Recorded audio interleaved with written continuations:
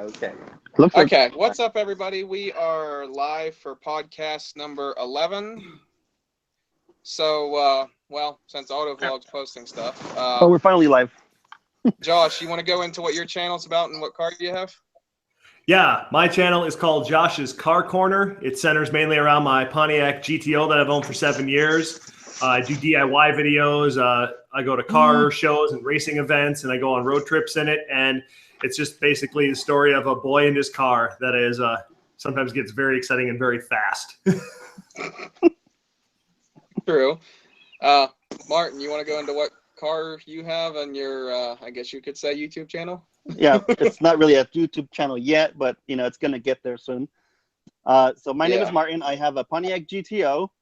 I guess my YouTube channel would be called LS260GTO. That's really what it is.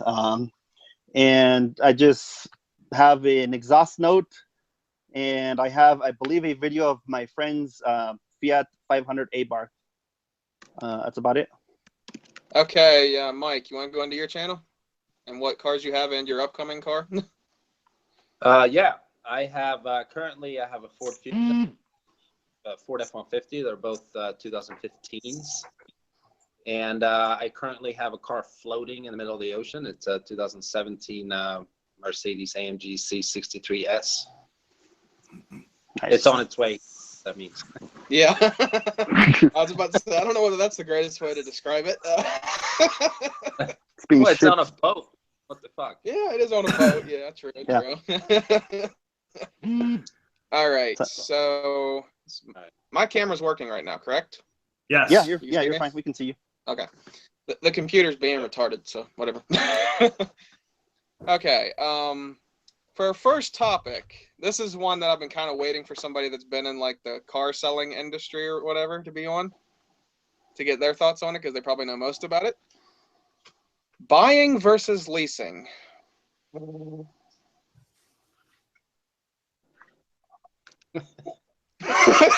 Is that your intro to the question?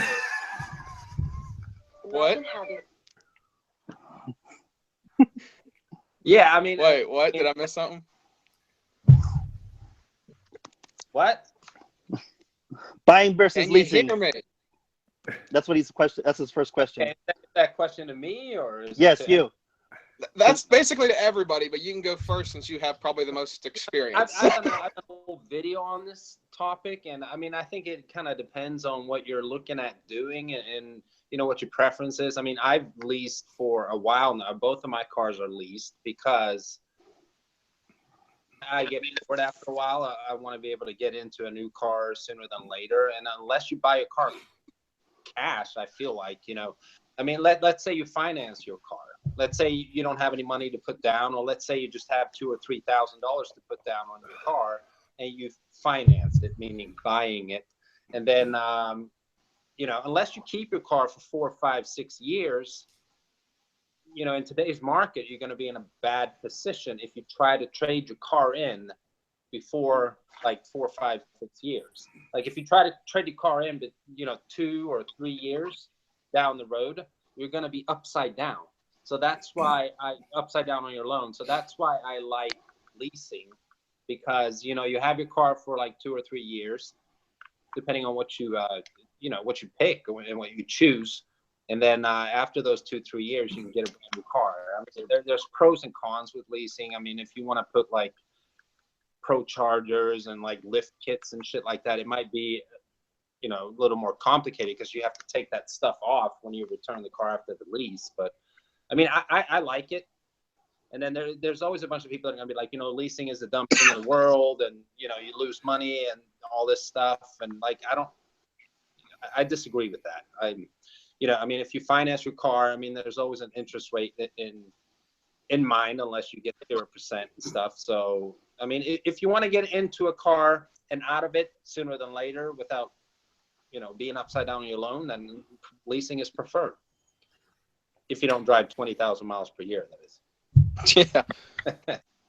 Okay. Anybody else have any thoughts on it? Basically, if you're going to change your car often, leasing might be the best idea. Yeah, I think if you were leasing, because especially if you wanted something brand new, I think I would prefer to lease, and I've considered doing that a couple of times because, yeah, the cars just lose their value, so much value these days. Is especially anything that's like $30,000-$40,000 in 3 or 4 years, you've lost a third of it or more. And he's absolutely right. You'd be upside down on the lease. I would much rather buy something used if I was going to buy something I was only going to keep 2 or 3 years. But if I was going to own something for maybe 10 years and I knew I was going to do that, then I might buy new. But otherwise, I think if you just want to have something for a couple of years and then move into something else, I would lease. And the other thing that's good, if like you were saying about 0% interest, if you're able to get 0% interest and a good price on the vehicle, it's probably worth purchasing the car if you plan to keep the car, like I did for over 10 years. Absolutely. If you have absolutely. I mean, if you plan on keeping the car for a longer period of time, then you're stupid. I mean, because obviously, leasing programs, they don't really, well, most of the time, they don't go past like 42 months, which is 3.5 years. So, I mean, if you plan on keeping your car for a while and then obviously earning some equity in the car so you can trade it in and have some, money down on your next car, so to speak, then of course you should buy your car. That's absolutely a no-brainer. But for people that, maybe don't have a lot of money to put down, they only have like $1,000 or $2,000 or no money at all, and they want a new car every 3 years, and of course, I mean, leasing is nice. You're always within warranty, and I mean, that's what I've done, and it's worked for me. It's like a permanent car rental for the next 3 years or 2 years, in a way. And then what's nice about it, if you finance your car, I mean, the bank owns your car as long as you haven't paid it off. Right. You know what I mean? Mm-hmm. Right. Yeah. So, yeah, I mean, a lot of people be like, yeah, you're renting your car when you're leasing it. Yeah, but you're borrowing your car when you're financing it. Right, right. So, Absolutely. I mean, yeah, you can trade your car in, and, I mean, you don't hold title to the car, but you can trade your car in, and hopefully you have some equity in the car, and then, yes, that's like some money down on your next car. But, I mean, if you have a lease, depending on what type of position you're in, and it's a lot more rare in the lease, but you can trade a lease in just like you can trade a finance car in. You can. A lot of people don't understand that, but you can. You know what I mean? Because it comes down to the value of the car, whether it's financed or leased. So you're saying if a year goes by and you've got a year to go and you need to switch cars for some reason, you can just trade that lease in and lease something else. Everybody see Mike? Because I don't think I see him right now. You don't see him? The camera came up, but we can still hear you. You see me now, or? Yeah, I can see you now. Yeah, there we go. We see you. Yeah, I was trying to post on Instagram. That's what. Oh, okay. Okay. That makes sense. I was just hoping we weren't having another technical difficulty again. Okay. You guys were saying something? The one thing that's nice about leasing is that depending on your contract, you're not responsible for maintenance. The dealership is. Yeah, that's true. Or the manufacturer.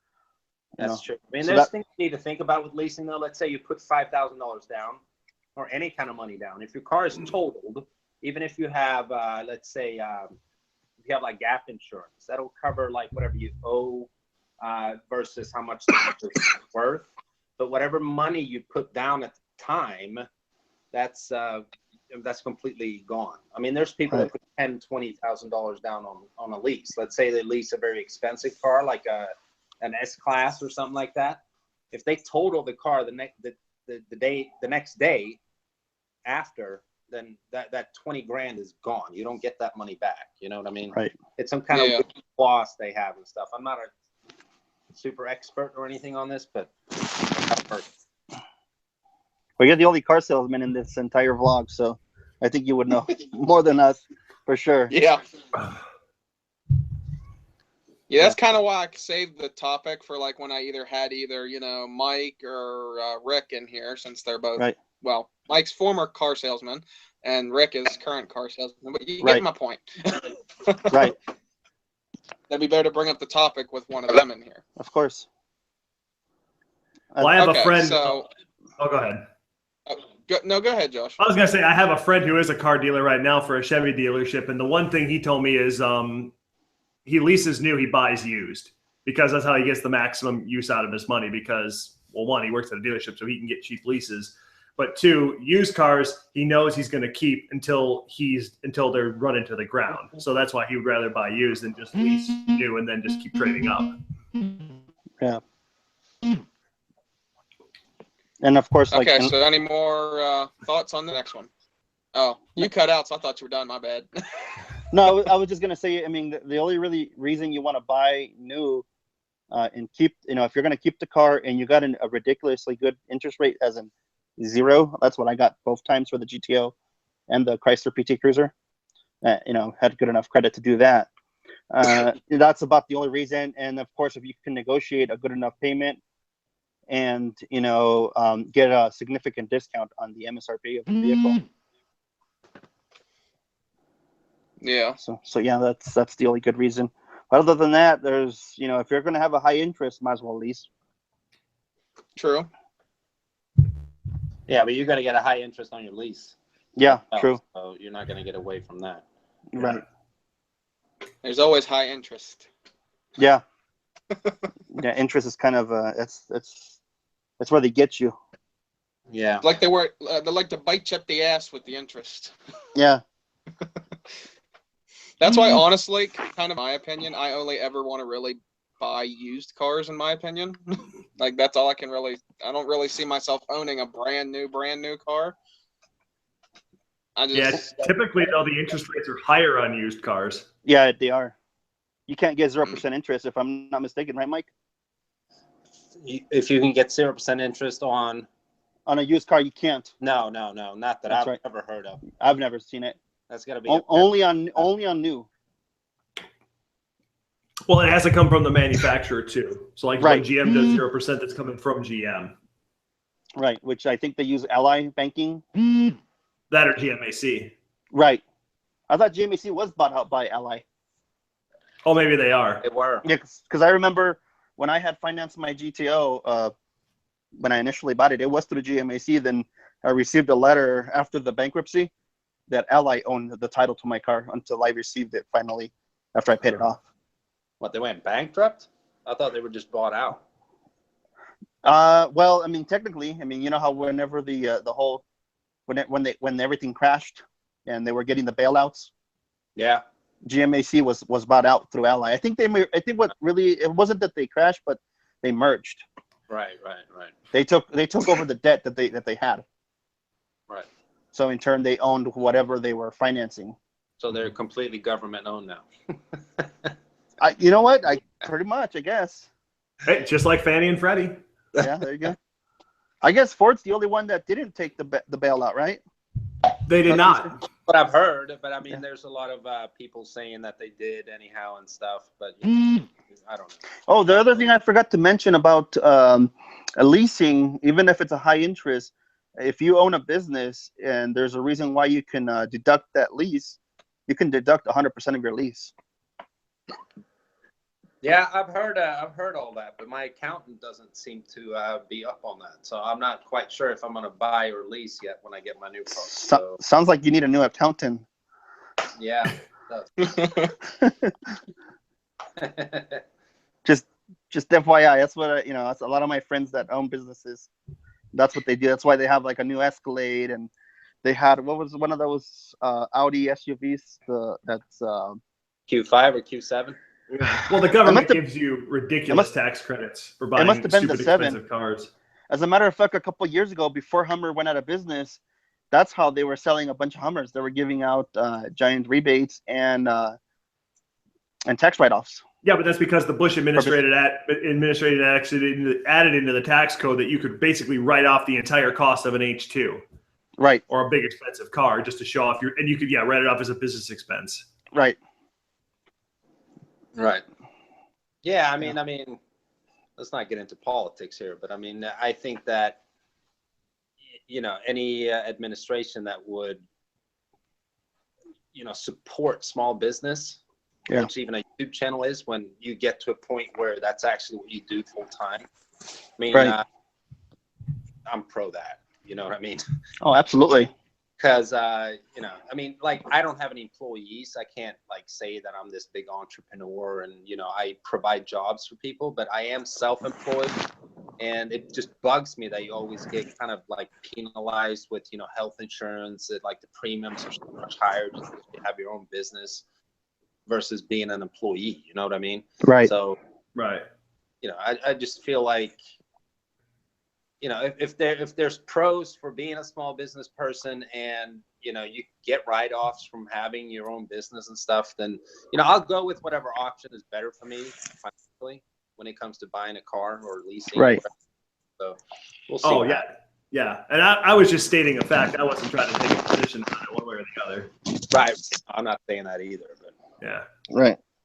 just It's whatever's convenient for you. at that point, Yep. I mean, but stuff like that becomes more important to me. You know, I never thought about it before, really, but you know, now that I don't get W-2'd anymore, then you know, you have to handle all that stuff in a completely different manner, and you start thinking about things more.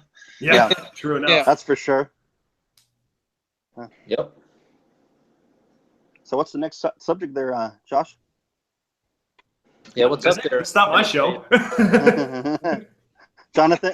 I guess I meant to say Jonathan. Why are you trying to put it all on Josh, Martin? It ain't I his don't show. know. I don't know. I don't know. That's what you Okay. call a hostile takeover in the business world. Yeah. Okay. Now we talked about this topic in other podcasts, but I don't know if I have with you and Martin, and I know obviously Mike because this is his first time here. What is a car you thought was completely hideous until you saw it in person? Yeah, that's a good question.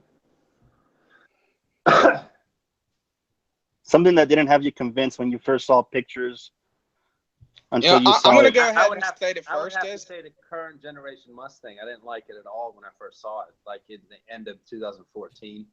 I didn't like that styling and generation and the facelift and everything that they did to it. I thought it was completely ugly. But then once it came out, and you know, I was working at a Ford store at the time, and then it really grew on me, and now it's my favorite generation Mustang of all time. I can see it. Yeah. I can see that. Like- Yeah. I had the same views on it because I really didn't like how the back sloped in the redesign. But now I've seen so many of them around that it's just kind of, I'm just kind of used to it. But I do like how they changed it for 2018. That looks pretty sweet. I'll tell you the one that I was thinking of immediately was when they remade the Silverado for 2014, because I loved how the 07 to 13s look. I still think that's the best looking one they ever did. And the 14 one just had that huge chrome grill on it, and it was just so bling in the front, and I did not like it. I always said, never going to like it, but now it's been out 2 or 3 years, and it's like, actually, that's not too bad. I think that's why they made that whiteout edition and the midnight edition, and where there's not a single thing of chrome except the badges. Mm-hmm. I think they finally figured it out that that's a little too much chrome. Mm-hmm. Yeah. Like personally, I actually didn't have a problem with the S550 when it first came out. But one car that comes to mind that I think of when, you know, ugly till you saw it in person, I'd have to say 4th gen Camaro, because I never really liked one or wanted one till I saw one in person and got to ride in it. You know that they called that car the Catfish? Because when you look at the front of it, the mouth on it. Hey, what's up? Yeah. We got another YouTuber. What's Hey, going what's on? up, JD? Not much, dude. You want to Just introduce your working in the channel real garage. quick? Okay. JD here, JD JoyrideTV. Not sure if you guys know it, but I drive a GT 500. I don't know if you guys can see it in the background. Yeah, I see Yeah, it. we see Oh, it. yeah. Yeah. But it's on the lift right now. I was just actually doing shit and filming. Nice. I see the camera. Lower control arms and other fun stuff. That's all. Yeah. And I just Nice. picked up my wheels today. I haven't did a reveal video on my new wheels. Just had my weld wheels powder coated. Nice. Well, I guess we got Ah. a sneak peek. Yeah, Sneak there you peek. Yeah, sneak peek. But I'll probably be doing a video on that soon. But basically, I just do videos with my car, and then I'll also do videos with friends and their badass cars too. So that's pretty much it. That's Hey, Mike, you basically should talk to my channel. JD about reviewing his Mustang. Hold on. Yeah, Sorry. you'll probably be holding on to the oh shit handle. The stupid links aren't working on my Instagram account, so I'm bugging out. Okay, sorry about that. Yeah, hey JD, I know who you are, man. You bought a car from the dealership where I worked previously. Really? Yeah, you bought the Focus ST. I wasn't in that day, but I had Brandon, the guy you bought it from. He told me, hey, there was another YouTuber here. He bought a car. Oh I shit! was like, who? Yeah, Like, who? yeah. What? Yeah, that Moon was, Township or was a something like while that. ago. Moon Ford. Hey, tell Yep. Brandon that they still got to fix my front bumper. I don't work there anymore, brother. That's your problem. Yeah, yeah. Don't make him your middleman. Yeah, right.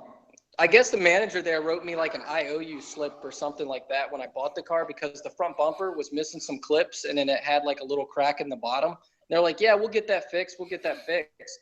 And he's like, take it to your local dealership and then just, send us the bill. Well, I took it to the local dealership and they wrote up a bill for him. And because they just sent it to one of their body shops and once they sent them the bill, they were like, oh, no, that's too much. What? So they were like, go try to. Yeah, they told me it was too much. I think it was like $1,100. I didn't know anything about that. So yeah. Damn, that sucks. You gotta just pressure them, I guess. I mean, I don't know. I mean, they're good people over there, so. Yeah. Oh yeah, they treated me good because when I went up there to buy the ST, there was actually I guess another young kid and his dad were trying to come there and buy it, and I had already done the paperwork. I did it online before I even left the house. So I had already bought the car before I even saw it. Right. Yeah. But yeah, they were cool. I was gonna say, talk about nerve-wracking buying a car without seeing it. Yeah. Well, the car only had like 8,000 or 9,000 miles. I mean, there couldn't be too much wrong with it, and it was Ford certified with a 10-year, 100,000-mile warranty. So. Yeah. And it's through a Ford dealership. So usually cars that are Ford certified go through a lot of shit. Right. They're very picky about that. So. Yeah. But. Okay, so back to the topic. Ugliest cars or cars you guys thought was insanely ugly till you saw them in person. Who hasn't went yet? I'll go. The 2015 to 2016 Mustang. We all said the freaking Mustang. Pretty much. Yeah. That's twice. Yeah. Josh, wasn't that your pick? No. That was Mike's pick, but I agreed with him. Yeah, I agree with him. So everybody here is basically like, I'm the only one that's throwing something different. Well, I've always never liked, the old 5.0s Mustangs. The old F. Yeah, they look like a damn, like, they're not very good looking. I'm sorry. Are you talking about the Fox bodies? Yeah, the Fox bodies. I don't think they're very good looking. Yeah, I'm not a big fan of them, like how they look either. Gearheads in the comments says he didn't like the new Mustang either, but when he saw it in person, he thought it was beautiful. So, the new Mustang. Well, I was gonna say that the new Mustang kind of reminds me of the Fastback, the way it kind of slopes. Mm-hmm. Personally, my favorite, I guess you could say, newer generation Mustang would be like the earlier S197 because it looks so similar to like the old 68. Mm-hmm. Yeah. Yeah, the S197 is my favorite body style when it comes to Mustangs. Unless you go to like a 67 or 68 fastback. Mm-hmm. Yeah. But my opinion, 60s, they made the best looking cars when it comes to Camaros, the Chargers, everything back in the 60s was the best. Yeah, those are good looking cars. Oh yeah, because you actually had styling departments back then, and you didn't have to meet so many government regulations. Oh, you got to have crash bumpers, and the headlights got to be this high, and this, that, and the other. And you could make whatever you wanted and make it pretty. Like the old Eleanor. Right. From the Eleanor, yes, that's a beautiful car. Actually, that's a made up car too. Yeah, you know who designed that car, right? Foose, wasn't it? Yeah, Chip Foose. A lot of people don't know that. Yeah. But... Yeah, I actually didn't know that, but I'm a big fan of the car, and I didn't know that. Yeah. Well, I knew that. But because I'll be right back. It was actually a remake, and when they wanted to remake that movie, they actually had a few other car designers come up with the rendering, and they chose Chip Foose's rendering out of a few of the other ones. Right. So. Yeah, well, he's a legendary designer, man. I wish he would pimp my ride and and Yeah. grab my GTO and just go to town with it. You know. What do you think? Okay, so here's another topic I just thought of since we were talking about like the older cars. Yeah. What is your favorite classic muscle car? 68 Camaro. 69 GTO, man, the Judge. 66 GTO. Yeah, yeah. I guess we're impartial to the GTO, right? I just like the quad headlights and the bigger body, the bigger 8 body. Yeah. Honestly, I'd probably say either 68 Mustang to look like the Bullet Mustang. Yeah. Or probably a 69 Camaro. Although, you know what? To be honest, like a split window Stingray. The 63. Ooh, That 63. Yeah, that is- 63 That was a 1 year Stingray. only. that is one sexy ass car. Yeah, that was a 1 year only. As a matter of fact, the head engineer was talking about that they might bring that back since they have, you know, all the cameras and everything else to eliminate the blind spots. Mm-hmm. He was explaining that to Mike from Street Speed. Hey, where'd Mike go? He went, I don't know, maybe to the bathroom or something. He said he'd be right back. I didn't Probably know went to go that. take a shit. He's back. Oh yes. Hey, Mike. But Okay, Mike, did you hear the question? No. What is your favorite classic muscle car?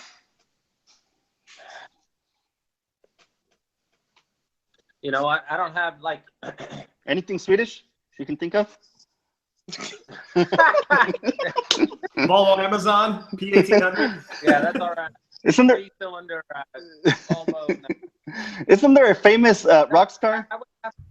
I would have to say that it's like a 60s Mustang of some sort. Yeah. Just because the way, you know, that they look. I mean, I'm from Sweden. We have our own car brand. We only have one now, but you know, American muscle cars are very iconic in Sweden. Yeah. Like GTOs, you know, Mustangs, Camaros, you know, Corvettes, stuff like that. I don't know if it, you know, which is really a muscle car or a pony car, you know what I mean? But for Swedes, American cars are muscle cars, you know what I mean? I can't say that I have a typical favorite one. I don't have like a Bullet Mustang from, you know, that type of thing. I recently did a video on my channel where there was a car show right close to where I live, and there were so many beautiful cars. Like there was a Yanko, that old Camaro that I had never seen before. It was Yeah, the Yankos are bad. but it was so done up, you know what I mean? Yeah, And I remember basically- seeing that video that you posted about that. Mm-hmm. Yeah. So I mean, I definitely appreciate them, but I'm not a huge like, you know, vintage car fan. Although I like them, but it's not like I'm not an expert on older cars like that. Can I ask Mike a question? Yeah. Yeah, go. I'd say go for it. What do you think? Yeah. So, Mike, if you're in Sweden and you're going to a car show in Sweden, what is cooler to see, like an old Volvo P1800 or a 68 Camaro? If the P1800 is in really good condition, probably that. Okay. Because it's very iconic. Like a small country like us, you know, we have Volvo, and then it becomes really iconic through you know, the movie back in the 60s, 70s and stuff. So blown up out of proportion, you know what I mean? So if people see a car like that, it's like a pride for us, and they're like, oh wow, when they look at this car, because you don't see cars like that in Sweden, even though it's a Swedish car. You know, they're extremely rare. You see more American older muscle cars in Sweden than you see cars like that. Okay. That's pretty cool. So, Yeah. did you see the Volvo video that I did? No, I did not. Yeah, I did a video on a buddy of mine's Volvo. He put Wait, an is that the LS one that caught on swap with a fire? big Oh turbo. crap! Yeah, They caught on fire. What type of Volvo? it was a Volvo 240. I think it's like a 1986. Oh, okay. Does it have like a LS swap or something like that, or? Yeah, Yeah, it figures. A lot of- I've seen a couple yeah, of those. there's a lot of people that do that too. Yeah. Yeah, they're awesome. That's hilarious. Car Guy 11 is doing a live stream right now too. Yes? Yeah. Huh. It looks like it's live because I just Who? Are you Marco? sure? Because he did one Sunday. He didn't Was say it- anything about doing one Was today. it? Maybe it was. I don't know. Let me see here.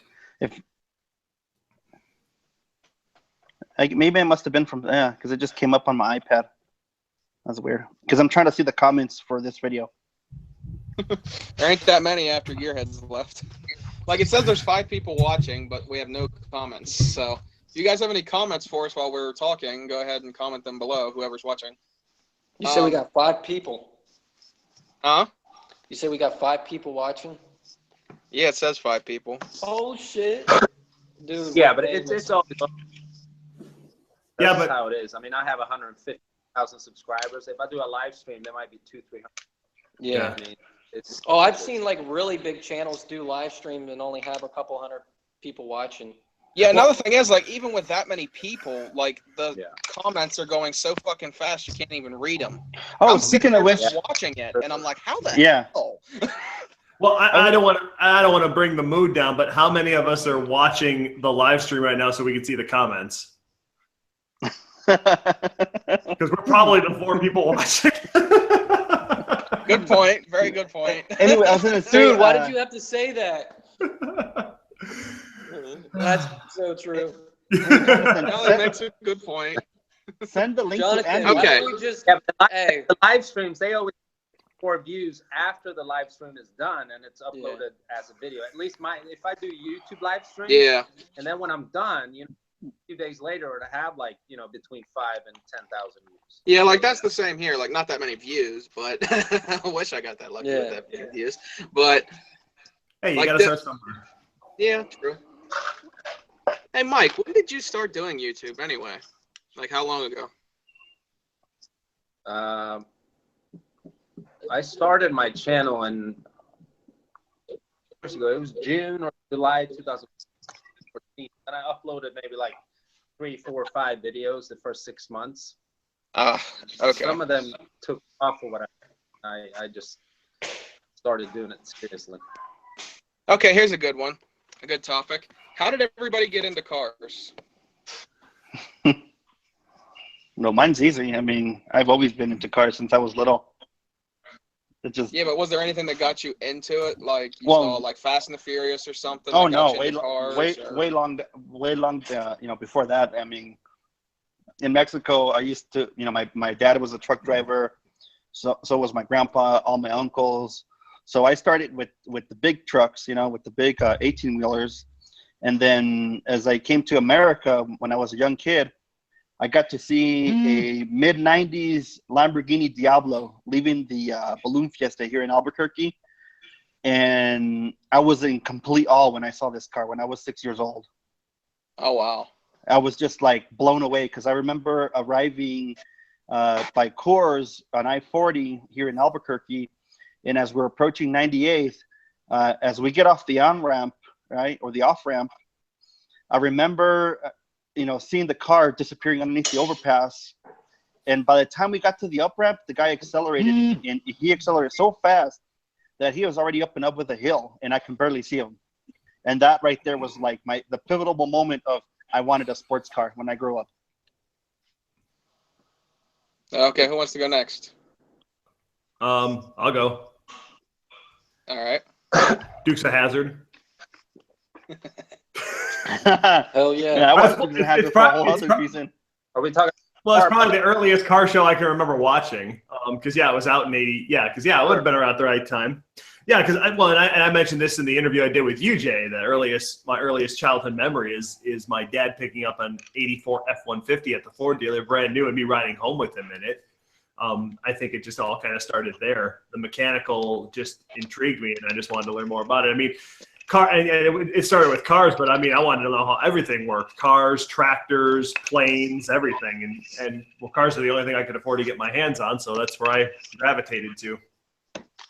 Yeah. You know what I do? How about you?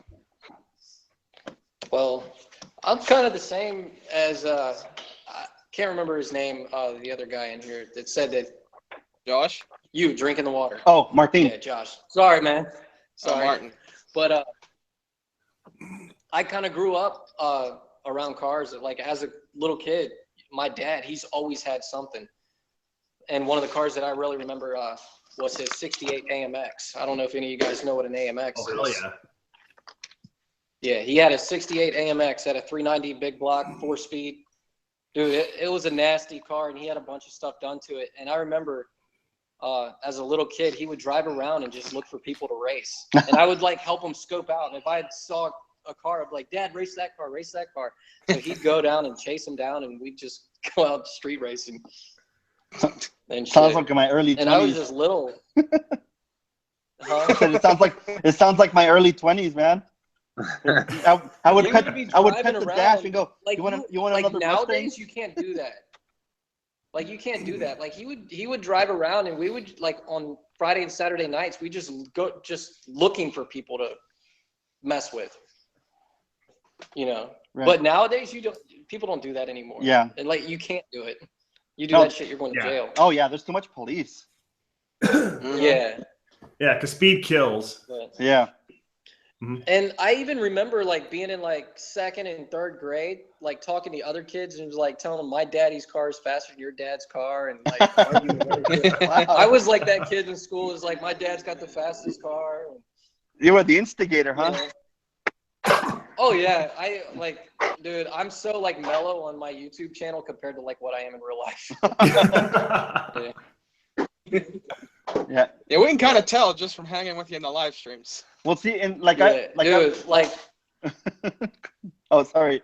I was telling Jonathan that when my first new car that I have or had, I still have it. It's a 2003 Chrysler PT Cruiser with the 5-speed. It's only a 2.4 cylinder, about 150 horsepower. I mean, really nothing, but it's a really light car.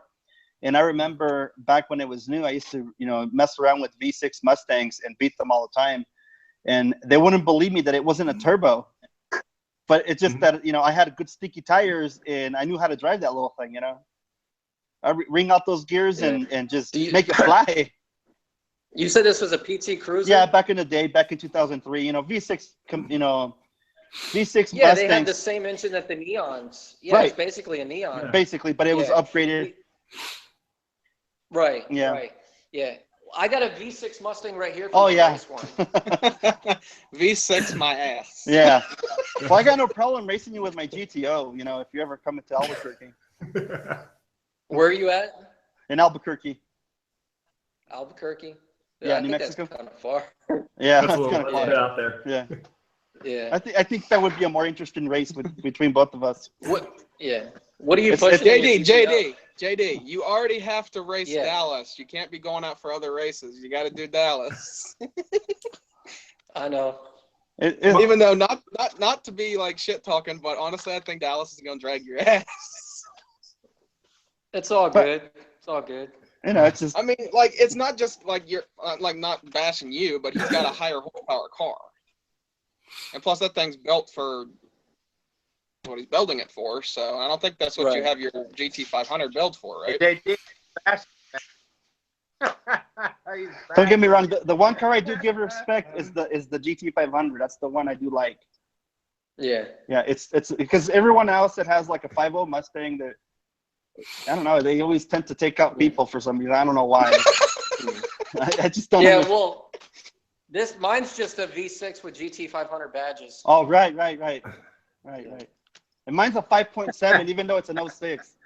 Mm-hmm. Yeah. Right, Josh? Yeah. My car doesn't have 8 cylinders at all. Yeah, I chopped half the block off to save weight. Yeah, it runs on 4 cylinders, to be honest. So it only runs on half a cam. Well, technically, if Josh cut it in half, wouldn't it only be a 3? Or wait. No, cut it in half either way. It's still a 4-cylinder. Yeah, no, You cut it in half here anyway. Actually, there is a guy. There's an engine shop. I want to say it's down in Australia that they've actually been taking LS blocks and modifying them, and making all kinds of different engines. They made a V4, and then they chopped 2 cylinders off and made a V6. Then they merged 2 together and made a V12. Is that Mike's Works? Is that the shop you're talking about? I can't remember the name of it, but yeah, they made a V12 out of a pair of LS1s that they lopped 2 cylinders off of. They're going to bring it to SEMA this year, and I'm so going just to see it. As a matter of fact, they're the ones that built a few 1,000 horsepower Holden Monero GTOs out in Sure. Australia. Yeah, have you seen those? They have a few 5.7s, and then they have a few 6-liter V8s that they made into 1,000 horsepower. Yeah. To the wheels, not to the crank, to the wheel, man. I mean, that's crazy. Well, that's the thing in Australia. You make 1,200 horsepower and you burn tires as fast as you can. That's how they have fun down there. It's crazy. Yeah. Yeah, like I've seen a few of their burnout summer competitions. knots. They're insane. Yeah, that's a real burnout competition. that's crazy. Well, have you seen Yeah, the burnout competition called Summer Knots is freaking nuts. If you guys don't know what that is, go to 1320 Videos channel. They got a shit ton of footage of it. Well, like Josh was saying before, Mighty Car Mods, they've shown the stuff. As a matter of fact, Roadkill made an episode of going down under, and they were riding in a I don't know, like 1,500 horsepower Holden. It wasn't the Monero; it was the other one. The Commodore. The Commodore. But ironically, it didn't even have an LS engine in it. I think it had a Hemi. No, it had a US made 727 cubic inch V8. Right, but I think it was a Hemi. Well, it might have had Hemi heads, but it wasn't a Dodge engine. Yeah. Okay. Yeah, it was a crazy looking car. I mean, before we continue, maybe we should get Mike's how he got into cars since he go for kind of it. left and conversation kind of escalated elsewhere before we got to him. Yeah, sorry about that. What? Sorry. Oh, good. I've been listening. What was the initial question? How'd you get into cars? Yeah. How cars? You know what? I think I was just born loving cars. Like, I mean, I can't, like, my mother would tell me stories when I was like 2 or older before I would and stuff. My first words were always like Volvo and Saab because that's the only brands we had in Sweden. And, you know, my mom would be like, "How do you know it's a Volvo?" And I would recognize it on like the what's it called? Because they had a specific design. Oh, that's on right. Stuff. And then I would recognize them on like the rear lights and like just odd stuff like that. And you know, I just always loved cars. But you know, I mean, I'm not like a super very well when it comes to like working on engines and stuff. You never want me to work on your engine. I mean, I could probably figure out how to change the oil on like brake pads and stuff, but that's about it. You know, so like JD was like, "Hey, I'm having this issue with my something in my fucking GT 500." I'd be like, "Oh." I wouldn't know what the fuck to do. Yeah, like stuff like that. I don't know. But It's like check your flux capacitor. that are feature dumps and stuff like that. But that's because I mean, I know how to show a car. I don't know how to fix them. You know. Yeah. I've got something I want to show Mike here. I took this at a car show one time. That's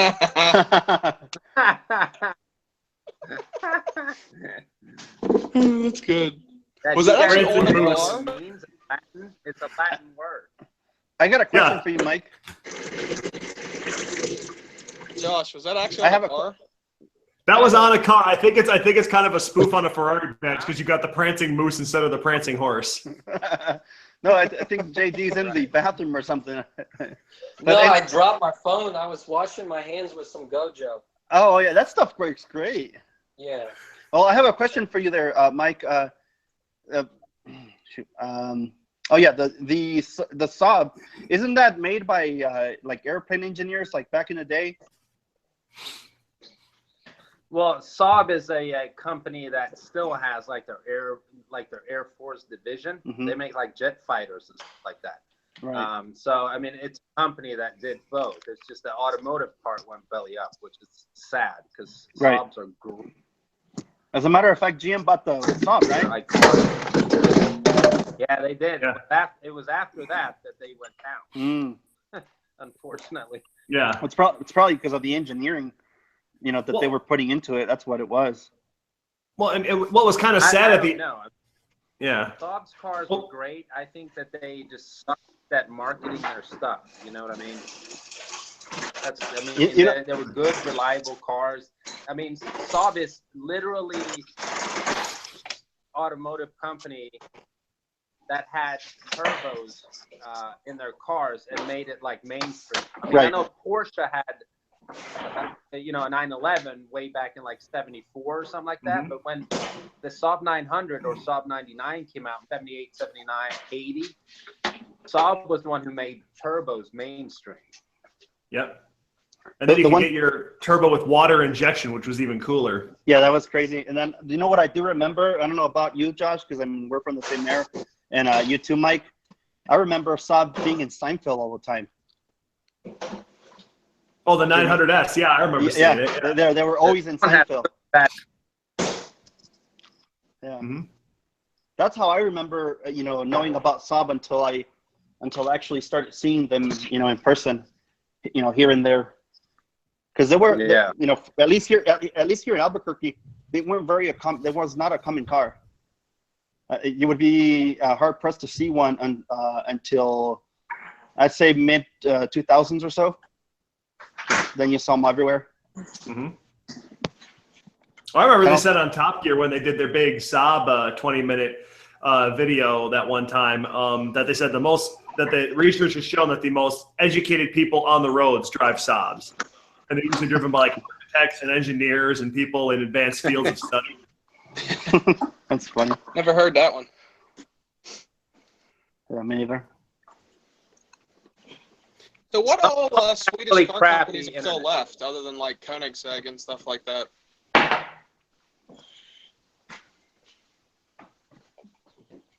don't think he heard you.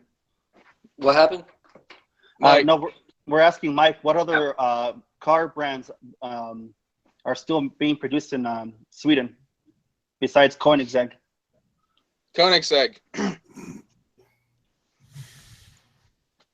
I don't think Whoever asked that question, I couldn't hear. Bad internet. Like the connection sucks. Oh. The question they're asking, Mike, is what Swedish car brands are left besides Koenigsegg and Volvo? Is there anything else that's maybe underground that we haven't heard of? No. that's it. Nope.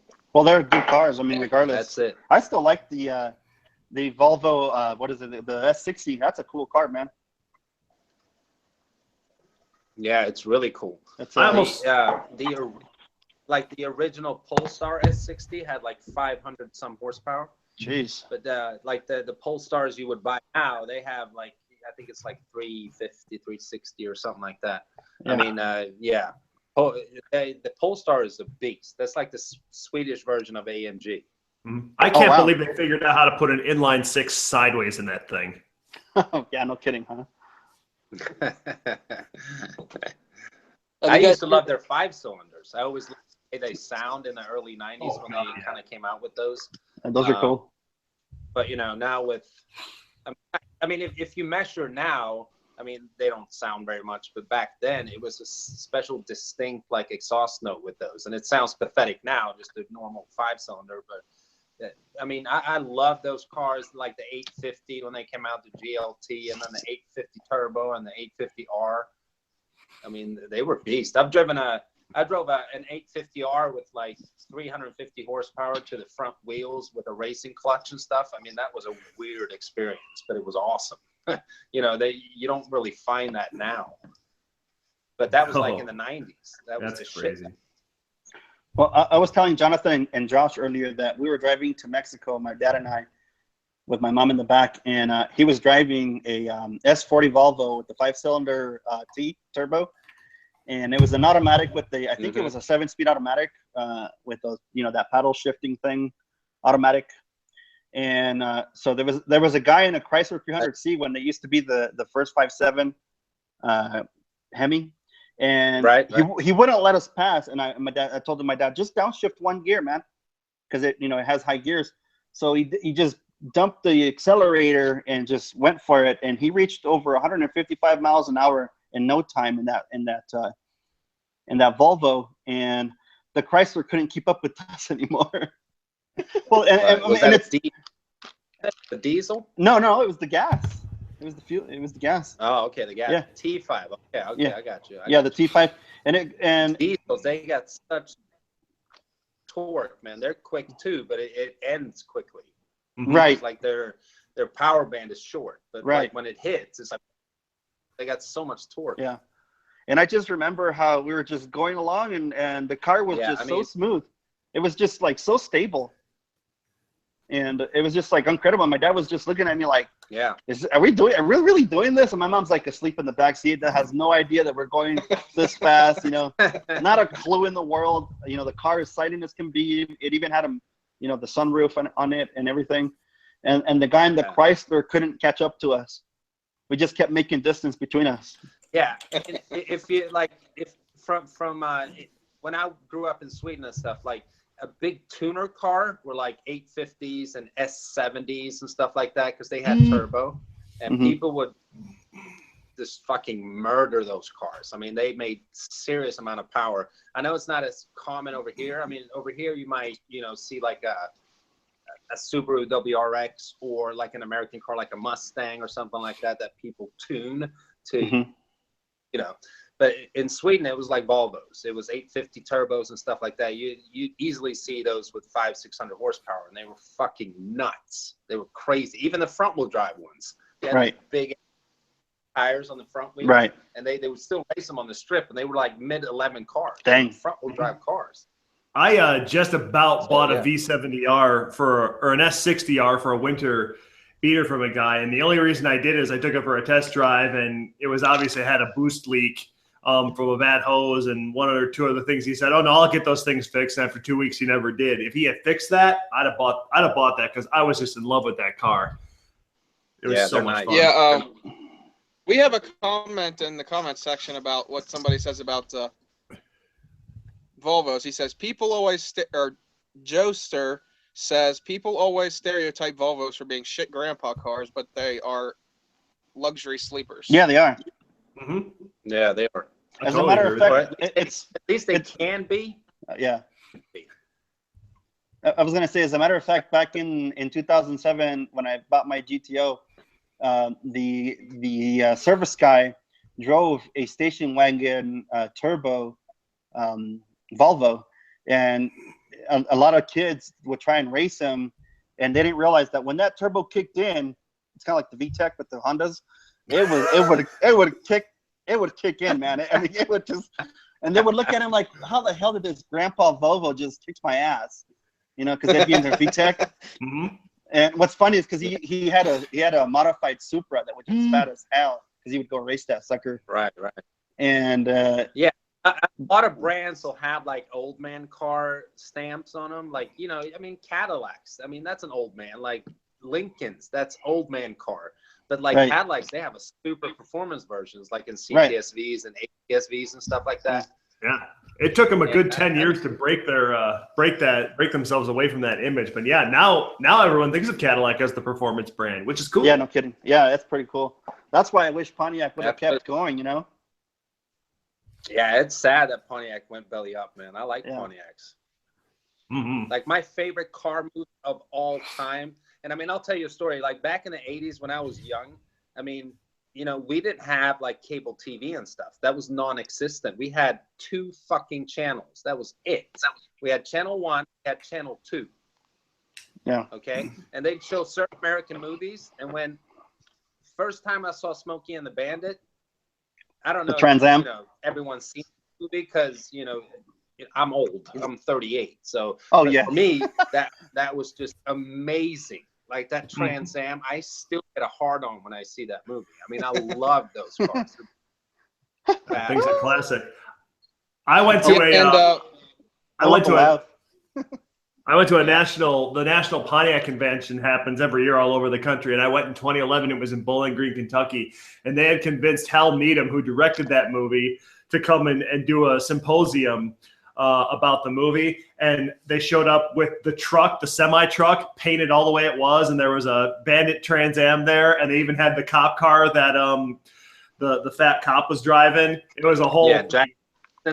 The only thing that was missing was Burt Reynolds. It was awesome.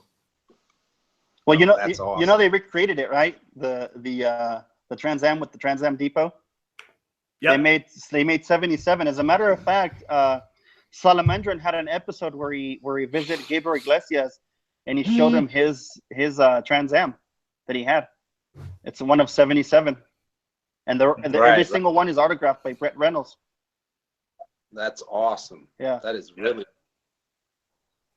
Yeah, I know that Vehicle Virgins. He did a review of I guess it was a 77 Yeah. Trans Am. But I mean, it was like it only had like 220 horsepower. That was the original power. Right. So it's not like it moved, but you know, I know that when they made that movie, they had like 3 or 4 cars, and like the last scene they shot was when he was jumping over that river, Right. or river, that little swamp or whatever the fuck it is in the movie. And he's Right. jumping over that part, and they were like, you know, after that scene, if that car would have broken at that time, they were all out of cars. Right. And he Right. kind of broke a little bit, but it was fixable. So the movie kind of finished, you know what I mean? Because they Right. ran out of cars. It's not like, you know, Fast and the Furious movies now when they have like, you know, 10, 20 cars just sitting there waiting for the Right. next shot. It was low budget. My favorite thing in that movie, my favorite little miscue they did in that movie that I love is he had just picked up Sally Field on the side of the road, and they're racing down the road, and they cut to the speedometer, like she's looking at it, and she goes, "Are we going 110? We're really going 110." But when you look at the speedometer, it's 110 in kilometers. They're going like 66. You know what? You know what? I heard that they modified the speedometer to say that because they don't go that high. No, it says it in kilometers in the inner ring. So does it? Okay. miles an hour in kilometers is blue on an inner ring. I see. Okay. Yep. Yeah. Yeah. But What, babe, was that a I mean, did it say miles an hour and kilometers, or I mean, Yeah, why would it's it show kilometers? Is it said American both, car? but That doesn't make it sense. said both, but I believe on that speedometer, the miles per hour only went up to like 90 or 100. That's awesome. Yeah. it's like the Now old it goes joke. up to like 200, but the car only does 125. Exactly. It's like the old joke. Whenever we're in Mexico and we're driving, it says 90 kilometers. You know. Yeah. Who's old enough to have driven a car where on the speedometer 55 miles per hour is highlighted somewhere, either with a square around it or like it's a different color or a different font, so you know that's how fast you're supposed to go. I don't remember. Yeah, I that. think I've been in a car that has that actually. Oh yeah, my dad's truck had that because back then the speed limit was 55 everywhere. So it's just like, just remember, you're not supposed to go faster than this. It looks like JD logged off. I wonder what happened. Yeah, he said he'd only be on for a little bit because he had to get back to filming his video and stuff. Yeah, of course. Yeah. Who? JD, the one with the GT500. Yeah. Oh, okay. Yeah. Gotcha. I got you. So what other subject do you got there? Let me double check. I have them wrote down, so. It's too bad that Pontiac might never come back, you know? Because Yeah. it used to be part of the. But- It used Well, to be I mean, the technically, excitement. if you think about it, though, Martin, technically they kind of have with the Trans Am Depot. If you think about it, Yeah, you're right. they You're kind right. of are back. Yeah, I mean, they could come back if they wanted to, but unfortunately, that would be a hard. I mean, they'd have to bring up a really good excuse to bring it back because it's not like they can't make their own dedicated Trans Ams and Firebirds. Well, and the thing you've got to keep in mind too is this muscle car renaissance that we've got going on right now with Mustangs and Camaros and Chargers, Challengers, and all that stuff. It's kind of like the heyday in the '60s. At some point, we're going to go over the hump, and gas is going to shoot up, or they're going to become impractical, or mileage standards are going to say they can't have these big V8s anymore, and we got to enjoy what we got right now because it's not going to last forever. You know, and ironically and funny, you know, the funny fact that the GTO was the very first, you know, pony car that came out. Mm-hmm. And it was an option package on the Le Mans. It wasn't even a standalone model until '65.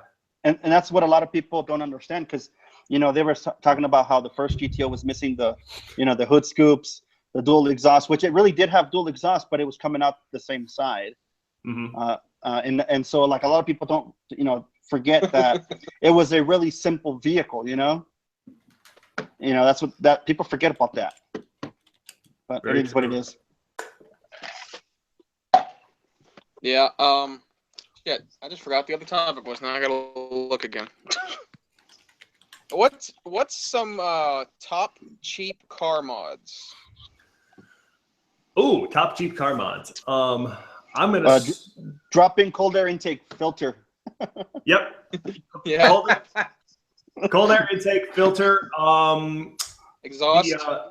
Catback. Some are cheap, some are not. Depends on the car. Cat delete. If your state allows it. Hell, some people do it when their state doesn't allow it. What are you talking about? Yeah. Weight reduction. Just getting rid of unnecessary weight that you don't need in the car. Like the GTOs have got this brace under the rear bumper because in Australia you can get a tow hitch and it's for that. But the rear bumper in America doesn't allow you to use it. So there's just this big 35-pound piece of steel laying under the back of the car that you don't need. You can take that out and instantly shave 35 pounds. You know, I never found it in my GTO. It's under the plastic skirting. I took it off. Never found it. Oh, well, maybe someone took it out before you. No, because I'm the only owner. Oh. It was impossible. Okay. I bought it brand. Then you got lucky they didn't put one on. I don't know. That's because when I remember seeing your video and I was like, well, hell, what the hell is it? Like, what the? I was like, what? Like, what? Did they just like forget about mine having one or what? I was like, okay. Well, maybe yours was really late in the production and they finally took it because mine was an April 06 production. So I thought mine's got all the late stuff on it except for the power steering rack that they put on the very last month. Yeah, mine's in May. Oh, that might be why. Maybe they ran out. Yeah, maybe. Yeah, because they made the car for 6 months just for us because they stopped making it for the Australian market at the end of 05. Right, it's kind of like the SS because they stopped production. They stopped production already for the Holden, the Commodore. Yep. So and as a matter of fact, I think was it February the last day you can order because they're stopping production. I don't know if it's this month or next month, but April 1st was the last month we could order or the last day we could order them. Okay, is that what it was? Because I saw something different, but it doesn't matter. But yeah, you're right. As a matter of fact, Joester says first mod he would do to a car is straight pipe, even though I live in a place with emissions. But you do that after it passes, emissions, like Mike did. By Mike, I'm talking about street speed. Yeah. Dude, both of his cars are so fucking illegal, it ain't funny. Well, I mean, they keep, like, one day I told them on the comment section, dude, they're going to end up confiscating your car or your truck one of these days. Well, what I found out when I lived in Arizona was that they do emissions testing out there, but all they do for really is just plug onto the onboard diagnostics and look for codes. As long as there's no codes, you pass. Right. Rarely do they actually look under the car. Right. Oh, well. Especially if it's low. Like one thing that I learned from one of my friends, he's a mechanic, and he actually works for Nissan now. He says that there's specific vehicles like the old Pontiacs or even some older Chevys that you have to just drive the shit out of them and make those cats really hot so it'll pass emissions. That could work too. Light things on fire, you will pass smog.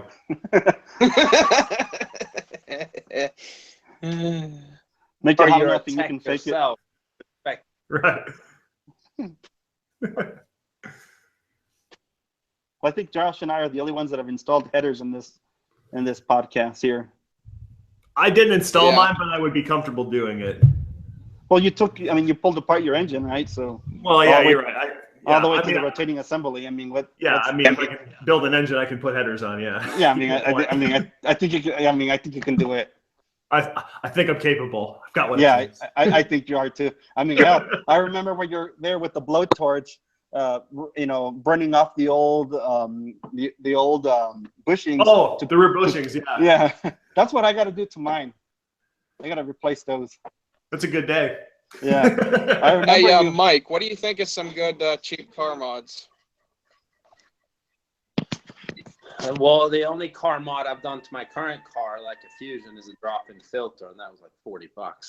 Yeah. Well, plus you don't really have, like, I guess you could say, a big performance car yet. No, I don't. And I mean, with my new car, I have some mods planned, but they're not performance oriented. It's more exterior stuff. You know what I mean? Oh shit! I found out why JD left. He said he just texted me on Facebook and said his phone died. Oh, I see. That oh dear. explains Oh, it. did he? Well, another inexpensive mod that's for performance is replacing the pads. Oh, just for going brakes, better, yeah. better brake yeah, pads. brake pads. Yeah, better brake pads. Yep. Yep. Like I upgraded to carbon ceramic pads on my GTO, and it makes a huge difference. Yeah, I just did the Hawk I HP wreaths. opted out of that on my new car because they were like $5,500 option. I was like, fuck that. I'm not gonna Yeah. track the car. So, Well, someday I'd like to you get. know. I want to get the big Brembos for the GTO, because I mean, there's a lot of gap in there. 18-inch wheels. There's a lot of gap. You got to justify it though, because you're adding so much weight, rotating weight, that it's going to affect the car in a lot of other ways too. So you got to know that you're going to use them all the time. I mean, Yeah. like use them how they're supposed to be used. Well, I mean, you know, considering I've been talking to Jonathan, I've been telling him how spiritedly I like to drive. I think I might need them. That's true. Hey, I'm you gonna know ask- what? You know what? That could bring up another topic. I don't know if Mike has any of those, but What was your question? Who? somebody's phone's ringing. Yeah, whose phone's Oh, ringing? oh, sorry, that's the house phone. Oh, I'm gonna grab it and make sure. okay. I want to Hey, ask Mike JD. while he's I want to ask Mike on the C63. That's just in name only now. It's not a 6.3 V8 anymore, is it? No, now it's a 4-liter V8, and before that it was only a 6 point only, but it was a 6.2 liter V8. So it wasn't really ever a 6.3, at least not in the C class. So it's a 4-liter bi-turbo engine now. Okay. Yeah. Sweet. Actually, I was at the dealership where I'm buying the car today, talking to the guy that I'm buying it from. And when I pulled out of the dealership, there was a black one just like the one that I'm getting that pulled out right in front of me. So I basically saw the car that I'm getting, which was absolutely awesome. I think it was a car Nice. that he showed me about a month ago when I was there that was about to be delivered to a guy. And it's a dude from West Virginia, or Ohio or something like that. So it's got to be his car there. Yeah. Yeah. Nice. It's my dream car, so I can't wait to get it. Yeah. That's awesome. That's pretty cool, man. A little bit cheaper. It'll evolve. Don't worry, man. Even if you I know. get your dream car, you still got a dream car. It's like that old commercial for. Yeah, Haggerty. pretty much. Like, let's say this. My lowest, I guess you could say, dream car is a C6 Z06. Yeah. And that's what, like, high 20s, low 30s now? Yeah, depending the miles, I would say. Yeah, so they're not that bad for what you're getting either. As a matter of fact, No, I think. that's like a $350, $400 a month car. Yeah. Yeah. So, Yeah. unless you're buying cash, that's how you have to look at it. It's a Yeah. payment thing, Yeah. So, yeah, and then with insurance, obviously, and you being young, it might be a little higher, but, Yeah. you know what I mean? Just keep your monthly budget kind of where you'd be at, like 550-ish, something like that. Yeah. Mhm. And JD just texted me and said it was nice talking to you all and that he's going to check everybody's Same here. channels out. Nice. All right. Let him know that I don't think his V6 sounds like a V6. It's not a V6. Yeah, obviously It's a not. freaking supercharged V8. Right. It's the GT40 motor, a little detuned. Yeah, exactly. Yeah. That's If you want another- to race one that bad, Martin, I got a friend in Phoenix with one. Yeah. No, I don't have to race them. I already have people that I've raced to before. I don't really race anymore, man. It's just it's too whenever they started crushing people's cars, like as a matter of fact that they started that trend in California Mm-hmm. where if they caught you racing, basically your punishment was watching your car being destroyed. Yep.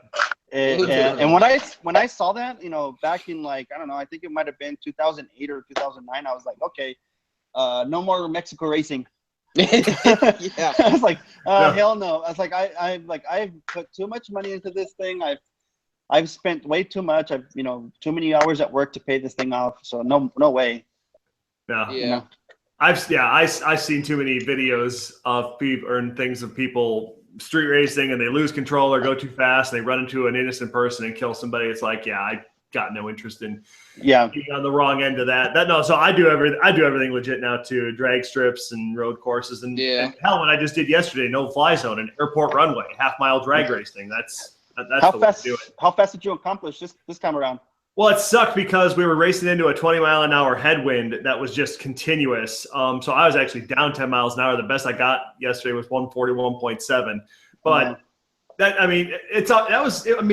I did the math, and I should have been right where I was in Arizona. I should have been 148, 149. It's just that headwind. Right. But it was fun. It was a lot of fun. Like one of the things I wanted to ask you, because I forgot to ask you last time that we spoke. You know, when my GTO was fairly new, it was probably about in a year in ownership of the car. When I went to the drag strip, I was dropping around a 13.6, 13.8 or so. But keep in mind, by then the clutch was not engaging anymore. It was horrible. It was crap, and I had really worn out tires. Which other people with automatics were dropping a flat 13 at this altitude. So I guess it wasn't. So I guess I wasn't doing that bad considering it's a 6-speed. Well, and the other thing you got to know is that the automatics are always going to be faster at the drag strip. The automatic gives you a half second over a manual just because they can build the torque right off the line and just go. Right. Yeah. And then on top of that, they have a launch feature on the automatics where you're able to, I believe you preload the diff. And that's how it squats. Have you seen that? How they do that on the automatics? Yep. They'll drop it in first, hit the brake slightly, preload, and just drop that accelerator, let go of the brake, and you're off like a slingshot. Yep. And with ours, it's kind of hard to launch our cars. I'll be right back. Launching a manual. Especially that darn hop, man. It's hard to get rid of it. Drag radials. Yeah, but once you start putting drag radials, you're putting more stresses on everything, all the other components. So. Ask me how I know. I could run and get you the stub axle that I sheared in half drag racing. I saw the pictures. I think, as a matter of fact, I went through your Facebook, like going with a little like frowny face, like, I remember seeing that. Yep. But until I get a carbon fiber drive shaft like you, I don't think I can put drag radials or at least anything big or significant on that back of that car.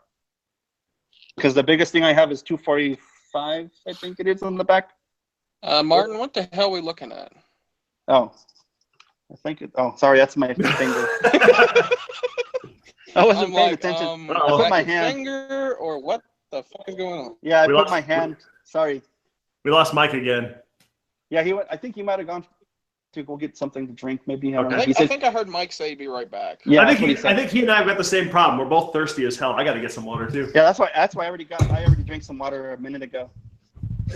Yeah, I kind of need a refill, but obviously we have to have two people at least here to continue this till one of them gets back. So I got a hold of Big Clyde 34, and he's down for the next podcast. We just need to give him a heads up, with a good timing so he can. Okay, just tell him Jonathan Andrews will message him on Facebook later. That's what I told him. Pretty much. Yeah. Okay. And hey, Josh, what shirt is that you're wearing? Like, I see there's some kind of design on it. I just can't. Oh yeah, I got this in Pontiac, Illinois, on my way home from my road trip 4 years ago. It says GTO. The legend lives on. If you look at the back, it's got like. GTO. I saw that exact shirt the other day. Some lady had it at a restaurant here. I got mine at the Pontiac Museum in Pontiac, Illinois. This lady was telling me that she got it somewhere in Colorado. Apparently, there's a big meetup up there somewhere. Okay. Once a year. I'm sure there's plenty of places you can get it, but yeah, that's where I got mine, and yeah, I love this thing. It caught my eye. I told her I like your shirt, and then after they were done, the guy tells me, "Have you been there?" I'm like, no, I own that car. I own one of those, and I show him the picture on my screensaver. Yeah. Right. Mm. So have you got any other topics, man? I have I guess you could say an interesting shirt on. Oh yeah. It's the Driven to Cure shirt. I don't know if you guys ever heard of that organization or not. I've not heard of that one. I can't say I have either. They basically have like an orange GTR that they drive around to cars and stuff to promote awareness to kidney cancer and stuff. Yeah. Oh, nice. You see, I don't know if you guys can see it, but on the back there's The outline of a GTR. Yeah. outline of a GTR and says jointhecure.org. The silhouette. Yeah. I got this shirt like in late March, I think. Nice. I was like, hey, if we're going to buy a shirt, at least buy one that's going to support something. Good point. Hey, Mike. So what do you think of that new Ford GT being a V6 turbo? I It drinks actually more really gas than a like Viper. in the beginning, I was one of those that was like, oh, it's not a V8, you know, so I was kind of whining about that. But Yeah. the videos that I've seen of it and, flybys and it driving on the track and stuff, because I'm a sound nut. So Yeah. it actually sounds really, really good to be a V6. And I've heard Right. a lot Yeah. of EcoBoost V6s because I worked around them the whole time and they don't sound at all. But that one is, I saw this other review with a guy, I can't remember his name now, some entrepreneur dude. He was one of the first ones that got one delivered. It was an orange one. And, he's driven all kinds of cars and owned all kinds of supercars. And he was like he doesn't have to sit and promote the car either. I mean, he buys them, he owns cars, sells them all the time. But he's like, this is probably the best car I've ever driven in my whole life. Oh, I'm sure it He drives. was so I'm impressed. sure it drives great. I mean, it's a beautiful car. Yeah, I mean, I personally don't like that it has a V6 turbo. EcoBoost. That's the way things No, are I hear going, you. though, dude. Yeah. Unfortunately. for a long time, but the thing is, sound wise, I mean, you can't knock the power. I mean, it is super fast because it's pretty light. Right. But since it still has that sound. Yeah. I mean, you But can't who's really killing say a much, cat? you know what I mean? My cat's. I think he wants to go outside. Well, and let's be honest. It sounds like somebody's trying to kill a cat or something. Yeah, Right. we have a cat. Come on. Well, I'll be let's right be At first, I was thinking maybe it was Mike's because I know he has a cat.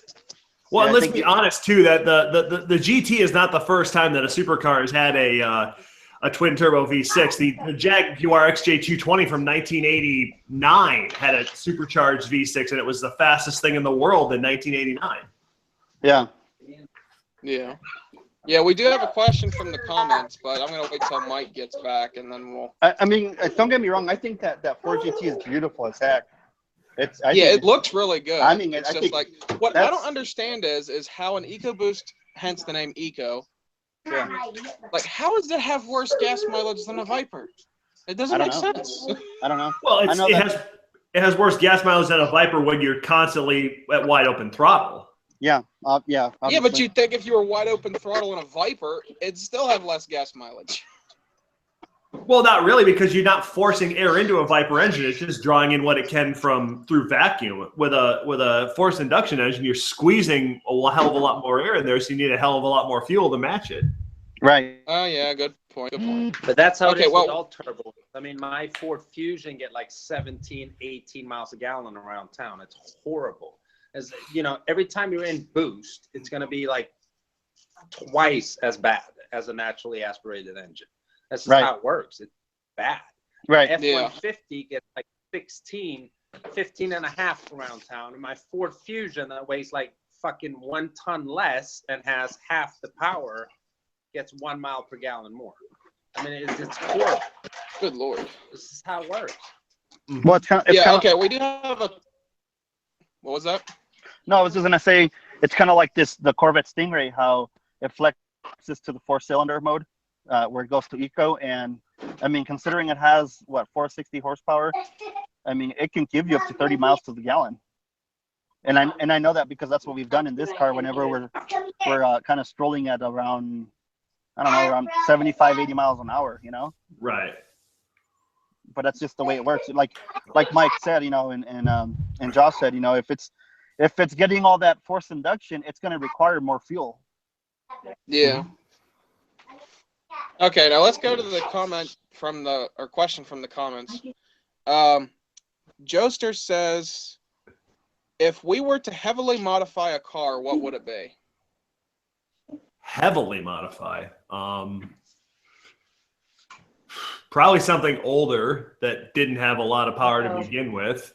I would. What are you trying to achieve? A track car, a time attack car, or a drag car? Like, what type of car is he trying to build? True. Joester, are you talking about like track car, drag car, drift car? You gotta be a little specific there. I want to give you a little bit better of an answer.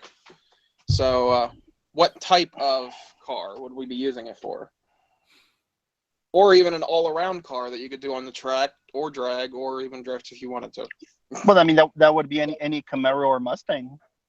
They're well. Yeah, like what I was gonna say is like a 4th gen Camaro or something, because those LS1s are easily modifiable. Oh yeah. Mhm. Or hell, I mean, let's not make it too far. Anybody that's barely, that has a job that they can afford anything under $10,000, they can go get themselves a 5.7 GTO or any older Camaro. Right, Yeah. but it doesn't just stop at the engine, though. I mean, especially if you do add power, then you got to worry about the brakes and the suspension being able to handle it, the drive line being able to handle the extra power. So yeah, I mean, that's when you get into heavily modifying. But yeah, you start small and then you have to modify things around it to be able to take what you've done. Or what they call the supporting mods, Exactly. Okay, Joester says, well, a car that you could modify, that you could daily or take to the strip for fun. So basically like a street car. There's a lot of cars you can daily and have fun with. I mean, and you could go to the extreme. You could buy a sports car and you could stick a window into it and take it this strip for it. Or you could just take something completely basic. Like I had a 2003 TDI Jetta. And I bought it because I was driving 150 miles for work every day, and I just wanted something that would get good mileage. But then I stuck some nozzles into it. I had a chip put into it, and I put an exhaust on it. And all of a sudden, I had a car that could run mid-15s at the track at 90 miles an hour and get 53 miles to the gallon. So, I mean, you could say that is a daily driver that you could take to the strip and have a little fun. Is it going to outrun a Corvette? No, but it'll outrun a V6 Mustang. It'll outrun some old 80s V8 cars. So yeah, it all depends. Yeah.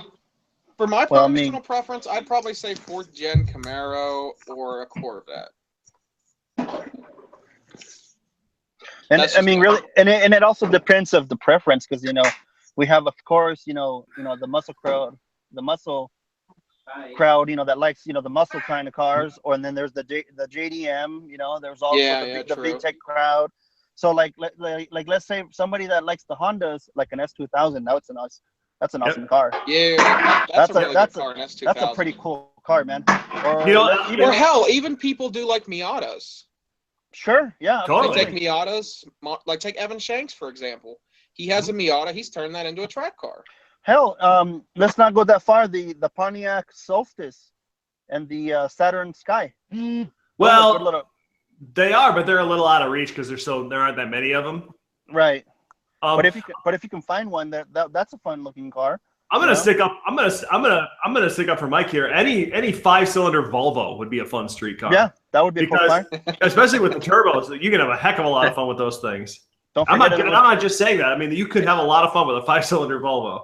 Oh, and it's a sleeper too. Mm-hmm. Yeah. It's very moddable. Yep. Or even the old sub 900s. I mean, they're not very very pretty, but they're very quick. Mm-hmm. I remember when a Saab 9000 Aero came out. At least that's what they were called here. I don't know if they called them Aeros over here, but they did. I think it was a late 90s model, something like that. Like it's 70, or that's kilometers an hour. So it's 45 to like 60 mile an hour on 5th gear. Was quicker than like a Ferrari 575 Maranello back then. Yeah. So yeah, that so like, oh my god, it's so quick. You know what Yep. I mean? But that was just in a small register of the power band there. But I mean, they were special cars. You know what I mean? I miss them. I think they were awesome. And just having, the ignition in the middle, right by the, handbrake lever and stuff like that. Just odd stuff like that. You know what I mean? Made them unique. The novelties. You know what's another car that's kind of neat is the I know a lot of people give them hate, but the Cobalt SS. You know, they handle really well. Front wheel drive. They got a supercharger, and they have the same Saturn version of the same car, which is, I think, in my opinion, that's a better looking car. Right. And it's a very rare car too. On top of that. Right. Or I remember there was an old Ford. I think it's based on the Focus, and I think it was called the what the hell was it called? It was back in 2002, 2003, and it was from the special vehicle teams. Yeah, the SVT Focus. It had it had the 2-liter engine, and then they extrude honed the intake and the head, so it bumped up to about 170 horsepower, and they put a 6-speed in it. Yeah, and that would be a good little car. Hey, did you guys get the Cosworth over here in America? I don't know. The Cosworth? No, we didn't get that. That was like a special division that Ford worked with in Europe, and I mean, like you had the Ford Escort Cosworth, and then you had a Ford Sierra, which I don't think you had over here. I had one of those way back. It wasn't a Cosworth, but it was like almost like a 2-door Ford Taurus. It was super ugly. We did get the Ford Sierra, except when they brought it over here, they put this German badge on it called Merkur and called it the XR4 Ti. But we did get the Ford Sierra. Oh, okay, that's cool. I got a good topic to bring up. What do you guys personally think are some of the best sleepers from the factory? Taurus SHO. Ford Taurus show. God damn it, Joe. I'd say the Pontiac G8, the GXP, and the GT. Yeah. Those are hell of a sleepers. Absolutely. Well, even the GTO. Let's like not go that far. The show is special. I think the show is special because Ford never marketed the show. It's fucking They did way back in the day, but like if you get like from a 2010 to a 2015 Ford Taurus show, I mean, it's only car guys who know about a Ford Taurus show. Did you guys know that and no one else does. It came in a V8 once? No one else does. Yeah. Only one time. And it was the Yamaha engine that they put in there. It was tiny. It was a 3.4-liter V8 that only made 235 horse, and then they only put it behind in front of an automatic transmission. As a matter of fact, I believe a newer generation show. Oh, I've seen them. Those are nice. Yeah, they made them from the egg-shaped Tauruses. That's where it was in. As a matter of fact, that Taurus show. The newer ones from like 10 to 16. I haven't driven them, but I've raced them. I've never seen them in person, but I saw David Patterson did a review on one of his channels. Yeah. They actually the police cars that are Tauruses, they can get them with the show package, and they give the cops an overboost function, so they can have 10 seconds of 400 pounds of torque. Oh wow. Yeah. Yeah. I mean, those things. I mean, they're quick. I'm impressed. I've never driven a Ford except for like Mustangs and stuff that have that kind of power. I mean, a Ford Fusion Sport, I've driven those, and like the newer ones, and they can't compare. Like the torque in those in the shows, they're badass, and those are big, heavy cars. Yeah, well, they're quick. You can put an exhaust on one of those and get an E85 tune, and you're good. You can get them up to almost 450 horsepower. Well, you know. But I mean, wouldn't you consider they kill a lot of the other cars out there. I mean, they're quick. Yeah. Those are sleeper cars. I was gonna say one of the ultimate sleeper cars from back in the 80s would have been the Buick GNX. Oh yeah. Well, or the more common version, the Grand National. Yeah, or the T-Type. The T-Type was the same thing with a cheaper trim package and not the black with the wheels. Well, they have that same Grand National back, or they brought it back for a while anyway with Buick. But I think it's an Opal, if I'm not mistaken. That car is the Opal. Something Insignia. Yeah. Yeah, I don't know because I'm not too. I don't know too much about those Opel cars. Corsa back in the day. Very, very old car. They're called Vauxhall in England. Yes. Like the American version of Opel is like Buick. Well, which is funny that you say Vauxhall Buick because Vernos and stuff. The Holden in Europe is a Vauxhall too. Did you know that, Josh? Yeah, I know that. Yeah, well, Yeah. it's just because that's GM's nameplate in England, and then Right. Opel is their nameplate in Europe. But yeah, Right. like the Saturn Astra was the Opel Astra. Right. Yeah, and there's been examples of that all over the place throughout history. Like the Cadillac Catera was the Opel Omega. Right. Well, another sleeper that I was telling Josh and Jonathan the other day is the what is it called? The compressor from Mercedes, the C-Class compressor. The SLK 230. Yeah, that thing. I was telling Josh and Jonathan one day that. Yeah, but that's super. Right. But Mhm. but you wouldn't compressor. That's the European word for supercharged is. Right. Yep. But you wouldn't think when you look at this car, you wouldn't think that it's that quick. You know, it just looks like some little four-door sedan. You know, it's a real luxurious vehicle. Like that's kind of one thing about like Mercedes, because I don't really understand the whole Mercedes thing. Like, what's the difference between like their performance four doors and stuff like that? Like, I don't know jack shit. So like if I just see a regular Mercedes four-door, I don't know if it's fast or not. Like my uncle has this, what the fuck was it? And now it had a V12 bi-turbo in it. Yeah, but it was an older Mercedes four-door that has a V12 in it. That's like a 600. Yeah. And the old Mercedes that have 500, that's always V8s, always. As a matter of fact, Hubie's Garage was then, talking like, about one. Same with BMW, like an old Mercedes, like an S600, always V8s. Like an old BMW, if it was like a 540, it always had a 4-liter V8. Mm-hmm. Right. You know, if it was a like a 535, it had a 3-liter or 3.5-liter V6. Or even the old 7 It was Series. easier to recognize cars back in the day. Now, Right. I mean, like my car, C63, it has nothing to do with a 6.3-liter V8. It's a 4-liter now. Mm-hmm. You know what I mean?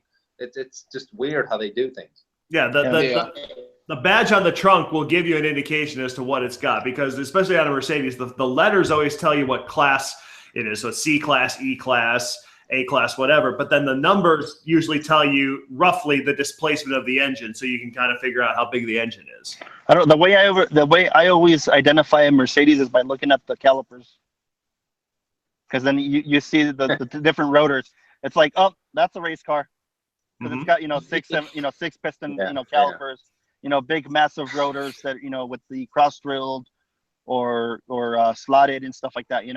That's how I identify it myself, because they all, I mean, a Mercedes and a BMW look very, they're very understated. That's that's an interesting way of doing Yeah, like it. honestly, the only Mercedes I could really say, oh, that's a performance-oriented one, is like the one with the gull-wing doors and stuff like that. That's the SLR, right? The SLS. Yeah. Or the SLR. Right. Yeah, the SLS, you're right. Yeah, and SLR, but Right. Yeah. That's probably the only Yeah, Mercedes the I could old, say, gold- that's definitely a fast original one. gold wing door Mercedes, that's not really a performance car. It was back in the day, but not now. But like the modern ones, that's the SLS and the SLR, the McLaren. Right. See, All right, guys, my whole family's going to bed over here, so I can't sit and talk out in the open, and I'll have to pop off here soon. Okay. Do you guys want to? Oh, we do have one question from Joester, so we can't really leave just yet. Well, you can if you have to, Mike. That's understandable. No, I'll hang out for like 5 more minutes or so. Okay, Joester asked, would any of you have a drift car or a drag car? So I don't know if he's saying would we have one of them, or would we rather have a drift car or a drag car? I've already done the drag thing with the GTO. I actually would like to build a drift car, because I would love to learn car control better, and there's no better way to learn car control than then learn how to slide a car all day long. Yeah. True. I mean, I feel that our GTOs are a great combination of a drag car and a drift car. Mm-hmm. I mean, the weight is there. I mean, it's a 45, 55 if I'm not mistaken. What? Oh, the weight balance? Yeah, it's like 56-44 or something like that. Yeah, something like that. Yep. I would probably have more of a straight line car. What was that, Mike? I don't think I would probably rather have a straight line car right now. Right. I would love to have a drift car, but you know, realistically, if I picked, it'd probably be a straight line car at this moment. Right. That might change down the road. Yeah, like that. Like honestly, in my opinion, I'd like to have both eventually, but that would be way down the road. Let me ask you guys something. What kind of import classic would you guys want to have in the garage if you guys could have one? Oh, what was the question? My damn phone keeps pausing. Import classic. Yeah. Ooh. Import classic. Well, define classic. Like how old? Okay, well, For okay. me, as a I would say Swedish older person, because it's not really a classic yet. You know, anything that's 80s and below. 80s and below. 80s and below. Yeah, so 80s, yeah, basically 80s, 70s, 60s, anything that's in that range, excluding anything in the 90s. Well, shit. I would have. well, my answer was gonna be, and that would be like a 90, 91, but that would be like a Typhoon or a Cyclone. Oh yeah, those are cool. Because to me, to you guys, I'm a Swedish person.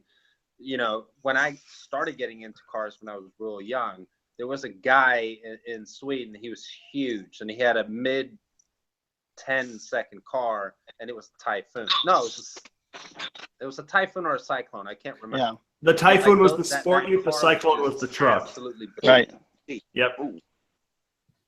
I know the difference of them, but I can't remember what it was that he had. I think it was a Typhoon. Okay. And like, if I could get a car like that, I mean, I know that wouldn't be an import here, even though it's rare. But like to me, that's what I think. That's the first thing that popped into my mind. So wait, by import, do you mean like it could be anywhere, or more like the JDM type stuff? Anything like a Honda, a Toyota, anything that's not American made. I tell you what, but my first thought would be to import a Jensen Interceptor from Britain. Yeah, those are cool. I love that. I love that look. That there's a look for the shooting brake look, where it's just that long swooping two-door hatchback. That would be fun because they had gutless Chrysler engines in them. I'd put an LS in a second, but those are just beautiful styled cars. I'd love to have. Yeah. And I personally like the Nissan Honestly, 350. Don't know too much about, I guess you could say, foreign cars that are under like the 80s. Yeah. Or before the 80s. So Well, I mean, because you're born in. sitting here trying to scratch my head here. that's like 20 years prior, like from when you were born almost. Yeah. So yeah, it's hard to come up with it. But Well, me I mean, personally, like if you would have said like imports that are like 90s, I could come up with fucking several from the 90s. well, yeah, that's why I said anything 80s and anything 90 and below, 90, all 80s, all 70s, 60s. I mean, for me, Now, it if would we're talking be, American cars, I could tell you plenty for the old ones. But yeah, I mean, foreign cars, I don't know. yeah, I mean, for me, it would be the the 350Z, from the old, the old Datsun. That was such a cool car with the two T-tops. One that sticks in my mind is like the first Skyline. Yeah. The R31. Like that Brian drove in, like, what was it, Fast 5 that he drove? Yeah, I think that's First generation Skyline. That's the one that JR Garage bought, right? To me, it would be like a Supra then, like a Japanese car. It would definitely be a Supra. Okay. Yeah, So that's what I grew up on. It was like Typhoons, Cyclones, and Supras. That's what people were racing, like, foreign brand cars. Right. That's what they had. It was either a Swedish Volvo of some sort, or it was a Supra or a Cyclone. That's Right. a Typhoon. Yeah, like I'm not even sure what like the older Supras looked like, but the only like when you say Supra, I think of like the '90s Supra, the iconic Yeah, but Supra. that's what I mean. That's the original Supras. Yeah, we're talking about the old school stuff. There was an early 80s one that no one knows about. There was the late 80s, early 90s one that had the 2.5 in it. And then there was the one that we all know from Fast and Furious with the 3-liter, the rounded one. Yeah. Yeah. Right. Yeah, and that's the one I'm talking about. Yep. I mean, I wouldn't mind having one of those. Yeah. Sure. Even the mid 90s, I like the old Eclipse and the old Talent. The GSX. Those are Yeah. cool if you can find Those are one. cool. Super rare. Yeah, especially the I think there was one, or like the other one that I like too is the Toyota Celica. I think it was called the GTS. It had the big wing with the paddle shifters. Mm-hmm. Do you guys remember those? But they were super, super rare. Yeah. Yeah, I the one remember I remember where I used to work, the cleaning lady had a white one. It was nice, man, and it had the red interior. It was a beautiful car. Mm. Another I think- one, like, didn't the MR2s come out in like the 80s?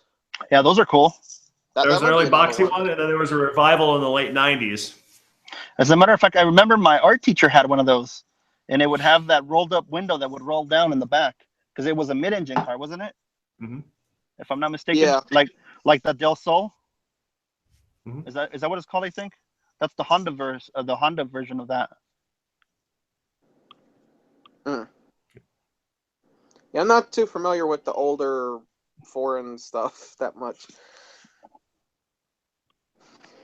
I'm losing you guys because Okay. I'm running low on battery here. I'm on 7%. Yeah, we might want to wrap this up because if Mike's Yeah. got to go. And, Yeah. Yeah. Yeah, I think and I'm about my phone's All right. dying. Well, thank you everybody for tuning into the podcast. If you're watching this afterwards, everybody's links will be down in the description. And Might as well. Nice. Okay, You give gotta us a copy rep me. then, monkey butt. This time it's in the Corvette. Although this one doesn't have the performance exhaust. I can't go. Oh, too give loud. us the rev already, monkey tit. It's not that loud. I heard it. Yeah, I heard it. Josh's sound a little bit better. Well, let's go find out if the GTO will. Let's see if I don't lose connection, and I'll turn on the GTO. All right. I got the. Your phone don't die first. Yeah, we'll find out. See, so. Yeah, this has become the new way to send the shows out. I actually kind of Alright. like that idea of sending the shows out with the car starting and revving. I mean, Let's see here. I'll do my Audi next time. You can hear what a twin turbo with a leaky exhaust pipe sounds like. There you go. Okay, here we go. Let's see if the battery's even alive here. I'm I'll hear it. Yeah, that nice low grumble. Oh, I think we lost him. Yeah, I don't hear him. Yeah. All right, guys, I'm out. All All right, right. see you later, Mike. Thanks for having me, John. Good seeing you, Mike. Yep, no problem. Fun. Hey, you All right, guys well, got it? that's going to be the end of the podcast. I hope everybody enjoyed. Definitely check everybody's channels out, and we will see you in the next video.